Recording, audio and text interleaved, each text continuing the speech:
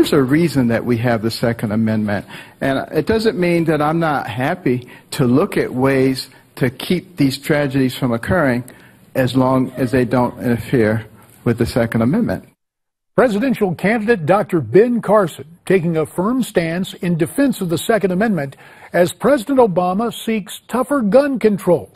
But could possible executive action on gun control really make our nation safer?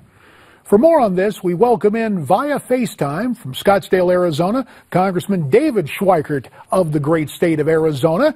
He serves on the Financial Services Committee and the Joint Economic Committee, and for purposes of full disclosure, represents the people of the district I used to represent. David, thanks for your time here on Newsmax Prime. Thanks, Dave.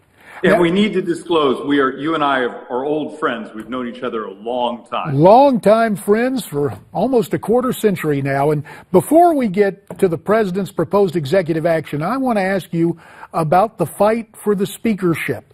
Do you have a pick? What do you think ought to happen? Well, you got to understand, I'm part of the Freedom Caucus, one of the founders. And for our group, we've been actually more fixated on the policies and procedures and a fair shot on what is called the steering committee, and I'll let you explain that later, than an individual. Right now we're standing behind a gentleman from Florida named Daniel Webster. And let's face it, Webster is not nearly as conservative as many of us, but he's made it very clear he would follow the rules of the House, therefore giving everyone a fair shot. And this is really more about the opportunity for legislators to be able to legislate. Now, there was a lot of talk over the weekend about Paul Ryan. Yesterday on this program, I said it was a media creation. Is it that, or do you think Ryan is going to take a second look at the speakership? No, I had a conversation with Paul last week, and he was pretty tough on the fact he had no interest. Let's face it, the modern speaker, it's a tough job. You have tremendous weight on your shoulders to raise money.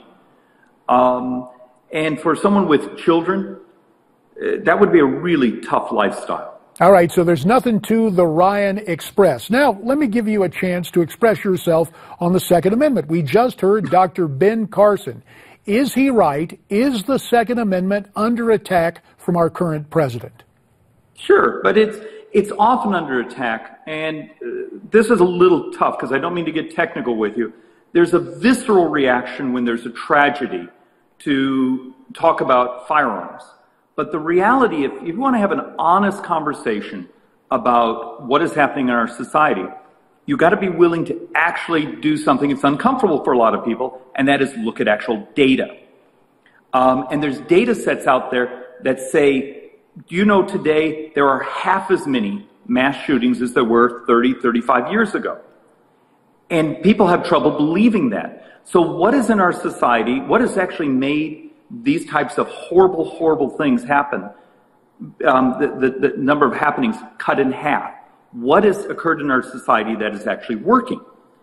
And it's interesting because that's disharmonious to a lot of the folks on the left that see command and control of firearms as the way to make us safer, where we can demonstrate in society. It's actually states like Arizona that have done a concealed carry law 20 years ago. And speaking of that, you sponsored that. You sponsored that concealed weapons permit in Arizona. And now in California, Jerry Brown just signed a law banning concealed weapons. What does that bode for California? About 30 seconds, David. Look, we're going to be able to watch the data of Arizona's experience where Arizona got safer. Watch over the next decade as California gets much less safe. David Schweikert, we appreciate your time both on the speaker's race and the Second Amendment under assault. We look forward to having you back real soon here on Newsmax Prime.